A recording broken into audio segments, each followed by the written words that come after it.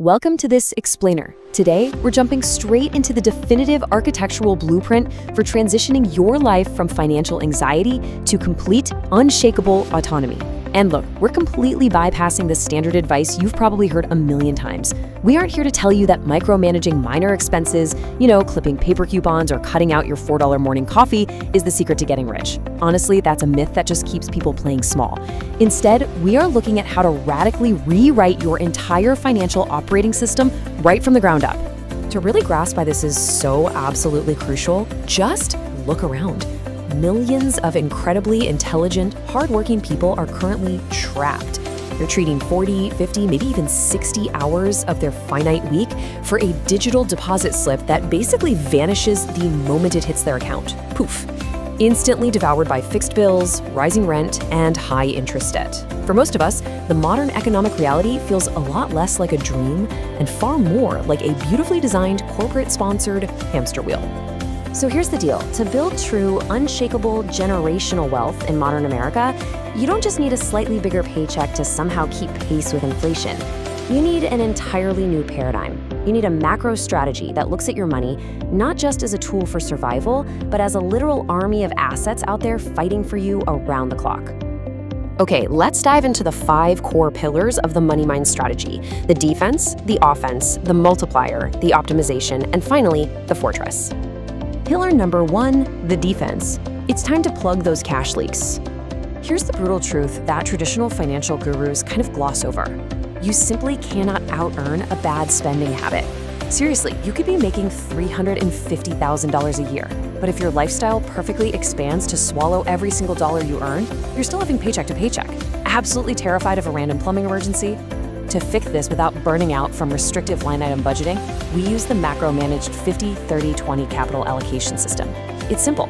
You structure your cash flow so 50% goes toward your fixed baseline needs: housing, utilities, groceries. 30% is for your variable wants, basically insulating your lifestyle so you actually enjoy the journey. And that remaining 20%, it is absolutely non-negotiable. That slice is strictly reserved for liquid reserves and asset accumulation. But what if you're starting in a hole? Like, if your financial hair is on fire with 22% credit card debt, you have to extinguish it completely before you can even think about building. You basically have 2 battle-tested weapons here. You can go with the debt snowball, attacking your smallest balances first for those quick, dopamine-fueled wins that build behavioral momentum, or you choose the debt avalanche, attacking the highest interest rate first. Now, the avalanche is mathematically optimized to save you the most money, but it requires cold, calculated discipline. Pick your weapon and clear the slate. All right, now that the structural leaks are welded shut, we move to pillar number 2, the offense. Let's build some scalable income engines. Look, defensive cost cutting has a hard floor, right? You can only cut expenses so far before you literally starve. But your income potential? That is theoretically infinite. You have to fundamentally stop viewing yourself as a vulnerable, linear employee trading 1 hour of time for a flat rate of pay. Honestly, that's the single riskiest economic play you can make, because if you get sick or laid off, your income drops straight to zero. Instead, we want to leverage an asymmetric framework. The goal here is to do the creative or operational work exactly once and build systems that pay you repeatedly at zero marginal cost. And to engineer this kind of leverage, you don't even need to quit your day job. You can build this in just 90 minutes a night by focusing on asymmetric opportunities, where your downside is capped, but your upside is entirely unbounded. We're talking about things like media architecture, where you build niche audience attention, or specialized B2B arbitrage, providing high-value skills like growth marketing or automation workflows to mid-sized businesses, or even designing digital product infrastructure that solves a hyper-specific problem and sells globally while you sleep. Which, let's be real, infinitely beats staring at a spreadsheet at 2 p.m. on a Tuesday. Pillar number 3, the multiplier. It's time to unleash the power of compounding. Quick side note, when that new scalable income starts rolling in, please do not use it to immediately go out and upgrade your car lease. You take that clean, unencumbered, offensive capital and redirect it into the single most powerful mathematical wealth accelerator known to mankind. As Albert Einstein perfectly put it, compound interest rewards those who treat investing as a slow, mechanical process, while absolutely destroying those who treat Wall Street like an emotional casino. The average person chases meme stocks or panic sells during corrections. Institutional-grade wealth building, on the other hand, is beautifully boring. It's just the emotionless process of accumulating productive assets. Let's actually run the math on this. Say you invest a steady $1,000 monthly into a broad market index fund yielding a historical 9%. At year 10, you have about $195,000. Solid, right? It feels steady. At year 20, it surges to roughly $670,000. But wait, at the 30-year mark, that relatively flat curve transforms into a vertical bend, exploding to $1.85 million. The interest earned on your interest begins generating way more capital than you could ever produce by just selling your physical time. But here's the catch. Human emotion is the ultimate killer of compound interest. To bypass your own flawed biological wiring, the part of you that panics during recessions or gets severe FOMO during market peaks, you have to systematically remove yourself from the loop. You deploy the set and forget protocol. By automatically dollar cost averaging your investments directly from your clearing account, you never even give yourself the opportunity to debate the timing. Over a multi-decade horizon, the machine always wins. Moving into advanced capital mastery, we hit pillar number 4, the optimization.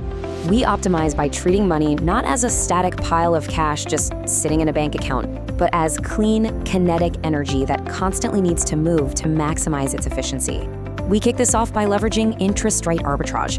Look, most people leave their core operational cash decaying in a legacy bank earning a miserable 0.01%. By shifting that exact same cash into a high-yield savings account or a short-term treasury fund, you instantly boost that yield to 4 or 5%, completely risk-free. You're literally turning dead capital into active, productive yield with just a few clicks. Next, we level up to asset-backed velocity. When your portfolio scales up, you rarely want to liquidate your assets because selling triggers heavy capital gains taxes. Instead, you utilize a portfolio line of credit. You borrow against your core stock portfolio at super low interest rates to acquire new cash-flowing assets like real estate. The absolute brilliance of this move is that your stock portfolio never stops compounding, you completely bypass the capital gains taxes, and you let the real estate cash flow pay back the loan. It is the definition of maximum capital efficiency. And that brings us to our 5th and final pillar, the fortress, protecting your legacy. Because let's be real, building an incredible financial empire is completely pointless if you just leave the front door wide open. The history of the economy is packed with cyclical disruptions, so your strategy has to survive an economic hurricane. Constructing this unshakable fortress requires 3 defensive layers to shield your hard-earned wealth from inflation, aggressive litigation, predatory tax structures, and market volatility. Layer 1 is a 6-month cash runway, purely an insurance policy so you never panic sell assets during a recession.